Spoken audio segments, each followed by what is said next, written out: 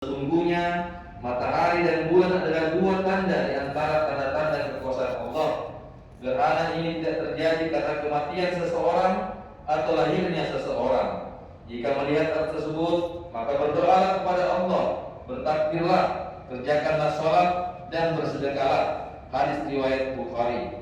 Memang benar, gerhana adalah tanda-tanda kebesaran Allah yang ditunjukkan kepada umat manusia, agar manusia menyadari siapa dirinya, bahwa sehebat apapun dia, dengan segala kekuasaan dan apapun yang dimilikinya, dia tetaplah manusia. Hanya kepada Allah hendaknya manusia menyembah dan mengabdikan dirinya, bukan kepada yang lain, baik kepada sesama manusia maupun kepada matahari dan bulan.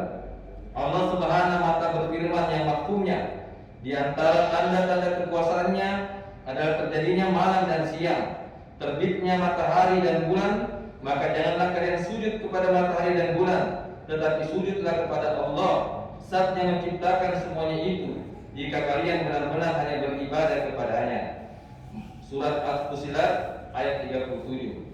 Matahari dan bulan mempunyai orbitnya sendiri dan berputar seolah alami, padahal semua itu di atas kehendak Allah Subhanahu wa Ta'ala. Allah Subhanahu wa Ta'ala berfirman yang mafhumnya, matahari juga bulan itu berjalan mengikuti tempat orbitnya. Itu merupakan ketentuan zat yang maha perkasa lagi maha tahu. Surat Yasin ayat 38. Karena itu terjadinya gerhana matahari dan bulan sekali lagi adalah tanda-tanda kekuasaan Allah. Dengan kata lain, jika Allah berkehendak, kapan saja Allah Subhanahu wa Ta'ala bisa membolak-balikkan peredaran matahari dan bulan dan bahkan menghentikannya. Hadirin jemaah salat gerhana yang dimuliakan Allah, gerhana matahari dan bulan bukan hanya tanda-tanda kekuasaan Allah biasa, tetapi juga merupakan tanda-tanda hari kiamat. Allah Subhanahu wa Ta'ala berfirman yang mafhumnya, Ia berkata, bilakah hari kiamat itu? Maka apabila mata terbelalak ketakutan dan apabila bulan telah hilang cahayanya, mengalami gerhana. Ketika matahari dan bulan dikumpulkan, pada hari itu manusia berkata, kemanakah tempat berlari? Sekali-kali tidak ada tempat berlindung, hanya kepada Tuhanmu sajalah pada hari itu tempat kembali. Surat Al-Qiyamah ayat 6-12. Itulah mengapa saat terjadi gerhana, sikap yang ditunjukkan Nabi SAW adalah takut, gemetar, dan bergegas sambil mengangkat jubahnya menuju ke rumah Allah, seolah-olah langit dan bumi akan digulung dan kiamat pun tiba. Dalam riwayat Bukhari dari Abu Musa al-Asy'ari dinyatakan, jika kalian melihat hal itu, maka bersegeralah dengan gemetar, penuh rasa takut untuk mengingatnya, berdoa kepadanya, dan meminta ampun kepadanya. Hadis riwayat Bukhari. Nabi SAW juga bersabda, demi Allah, jika kalian mengetahui yang aku ketahui, niscaya kalian akan sedikit tertawa dan banyak menangis. Nabi SAW telah ditunjukkan oleh Allah Subhanahu wa Ta'ala betapa dahsyatnya huru-hara hari kiamat. Karena itu baginda SAW pun banyak menangis.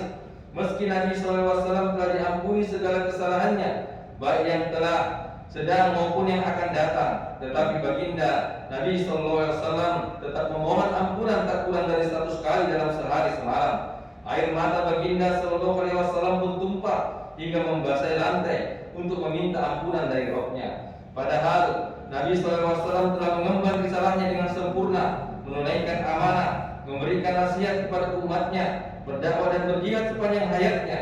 Lalu kita, apa yang sudah kita lakukan? Apakah kita sudah mengemban dakwah yang merupakan risalah Nabi SAW? Apakah kita juga sudah memberi nasihat kepada umat, termasuk para pemimpinnya? Apakah kita juga sudah berjihad sebagaimana Nabi SAW? Alangkah naifnya kita, karena kita selama ini tak peduli terhadap dakwanya yang merupakan risalahnya. Kita juga tak pernah memberi nasihat kepada umat, termasuk para pemimpinnya. Apatah lagi berjihad sebagaimana Nabi SAW.